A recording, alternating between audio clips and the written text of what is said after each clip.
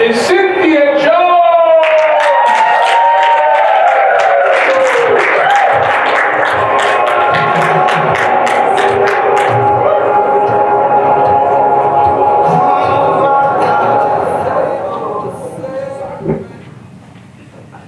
We're in April, right?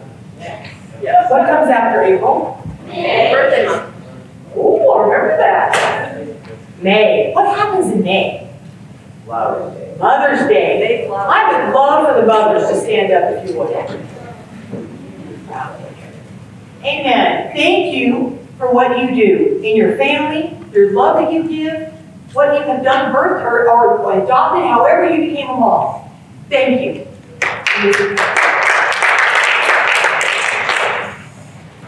This is not personal with any one of you mothers, but I hate Mother's Day. I hate it. Because every year that I go to church, they're always so kind to me and say, I know you're not a mom, but you're like a mom to my kid. Other people say, I know you're a woman and you're not a mom, but it's okay. I heard that for so many years. It was so hard for me. But let me back up. As I spoke earlier, my parents divorced when I was young, and there was all these other parents, back and forth and back and forth and back and forth. I remember distinctly at 8 years old, I said, I will never have children on this earth because of the way they're treated, at least what I experienced. And I didn't know any better. So I, living in Las Vegas, had a regular Vegas life. Lots of fun, lots of parties, very, very big professional, everything that you can imagine. That's what I did. And I was fooling myself that I was okay with that until I got married. And we were very successful.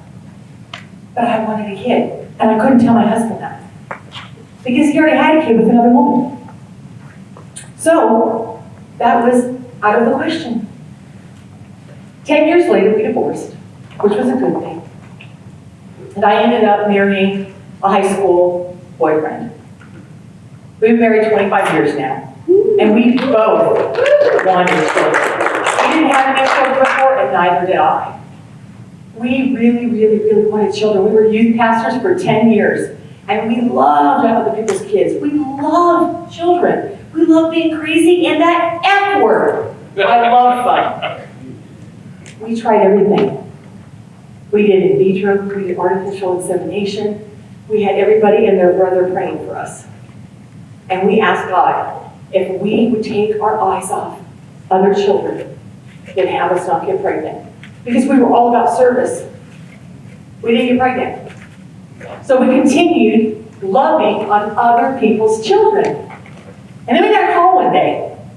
Hey, Cynthia, would you and your husband be willing to come to Missouri? Did you say Missouri?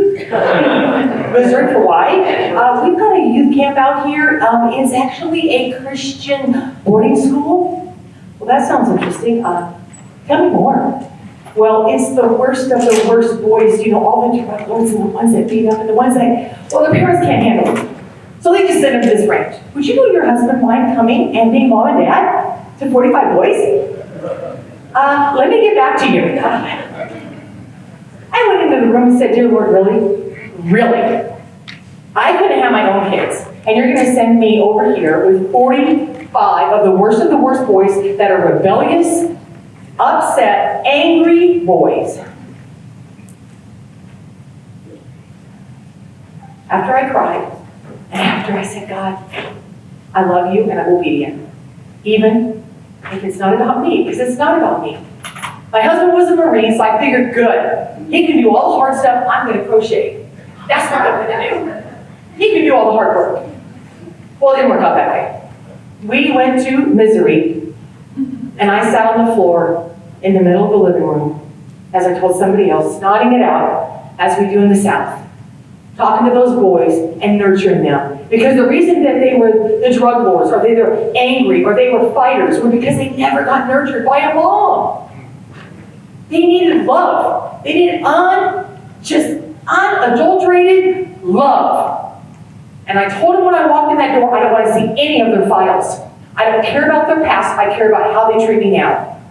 And I let them know I was a bodybuilder, I know martial arts, and my husband's a flippin' Marine. You will not hurt me. It was the most moving experience. I couldn't believe when COVID hit, me and my husband took one of the boys to a different ranch. He was going to turn 18 soon. And COVID hit. And on the road, they called me and said, you can't come back to that ranch, and you can't go to the other ranch. Figure it out. This boy, I did not know, was the worst of the worst of the worst of that ranch. He is now our son.